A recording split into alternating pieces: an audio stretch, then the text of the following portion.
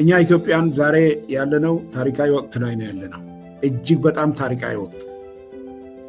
አንደኛ 1888 ዓመተ ምህረት በአጼ ምኒልክ መሪነት የአውሮፓን ታላቁን ሰራዊት አሸንፈን ኢትዮጵያ ነፃ እንድትሆን ሁላችንም ኢትዮጵያኖች አንገታችንን ቀና አድርገን እንድንሄድ አድርገዋል።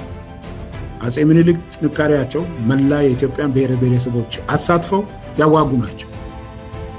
ሁለተኛ የኢትዮጵያ መንግስት አዲሱን ጄኔሬሽን ይዞ የመራው የለውጡ መንግስት ደግሞ የማይነካውን አባይ፣ በእርግጥ እዚህ አባይ ላይም አጼ ምኒልክ አባይን ላላቆመው ብሎ ነው የፈረሙት። አላቆመውም ብሎ ነው የፈረሙት። አልገድበውም ብሎ አልፈረሙም። ብልጥ ናቸውና ይሄ ጄኔሬሽን ደግሞ አባይን ገድቦ የወሰደውን ጊዜ ይውሰድ ገድቦ አሳይቶናል።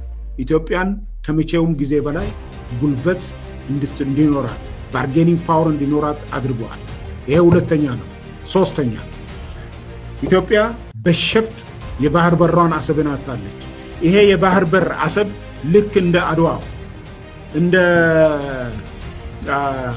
አባይ አሰብም ይመለሳል። በዚህ ወቅት ላይ እንዳታፍሩ፣ ኢትዮጵያን የሆን ሁሉ እንዳታፍር። ይሄ ሁሉ ነገር ይፈታል። እመኑ። በመጨረሻዋ ቀን ይቅርታ ብሎ የሚመጣ ባንዳ የለም።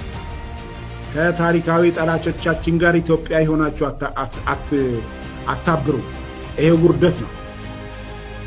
ጭንቅላታችሁን ከርሳችሁን ጭንቅላት አታድርጉ። ጭንቅላት ነው። አንጎል ነው። ከርስ ነው። ሰው ለእውነት እንጂ የሚኖረው ለከርሶ አይሞትም። ለእውነት ይሞታል እንጂ ለከርሶ አይሞትም። ስለዚህ ከጠላት ጋር አታብሩ። እውነት ኢትዮጵያዊ ከሆናችሁ የመጨረሻዋ ቀን ግን ከጠላት ጋር ያብረ ያፍራል፣ ይንበረከካል። ታንክ ዩ ቬሪ ማች